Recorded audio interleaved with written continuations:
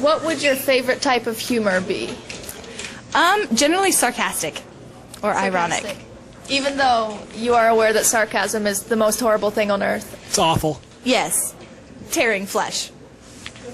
Tearing flesh? That's the literally, if you look up the word sarcasm, like the literal roots mean to tear flesh. Sarcasm is saying one thing while meaning the complete opposite. It is often accompanied by a certain inflection, but does not have to be. Some people have not quite mastered this inflection. Because of this, quite often half the room will get a sarcastic comment, and half the room will not. Some sadists find this funny. It is not funny. Sarcasm is bad. Sarcasm is bad. Awful. I agree. Terrible. We can't stand it. I know. It's unbearable.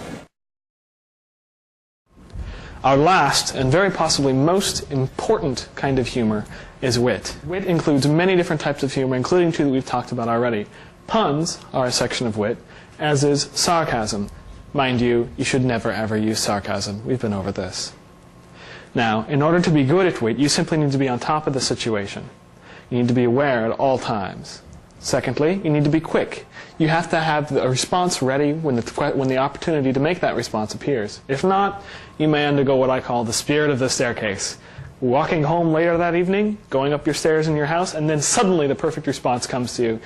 Of course, you can't make it anymore because there's nobody around to appreciate it. This is something you want to avoid at all costs.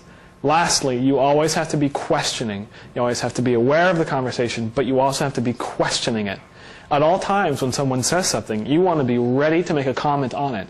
To do this, you need to be analyzing and questioning every little part of the sentence, every little part of the speech that the person you're talking to is making. This is what will make you good at wit.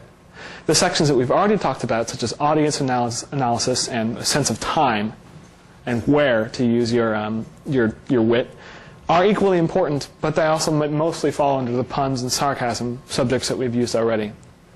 In essence, this is wit. This is the most important kind of humor. This is the kind you will be using on a daily basis, and this is the kind you must learn. There are many historical figures who have used wit to their advantage in the past.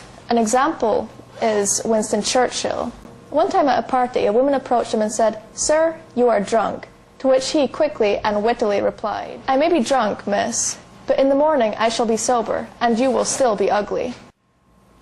Another example of Churchill's witticisms is when Lady Nancy Astor approached him at a party and said, "Winston, if you were my husband, I'd poison your tea."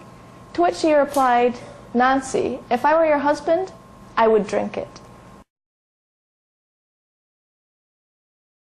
The thing with humor is you're also always making a guess about how your audience is going to respond. Mm-hmm. That's why I could never be a professional comedian, but sort of wondering, all right, if I say this, how's my audience going to respond? So it's always a little bit of a risk. But yeah, I think you have to be pretty sure about who your audience is and how they're likely to respond. Hey, ladies. Hey. Tell me now, why do you think it was that Helen Keller failed her driving exam? Because she was blind and deaf? No, because she was a woman.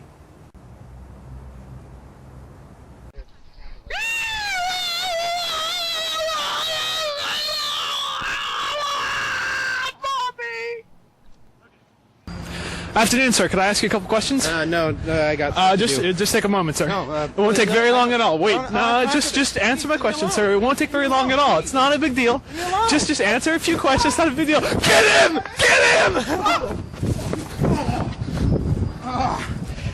Well, sir, now that I have your attention, what do you think of slapstick comedy? It's all right, I guess.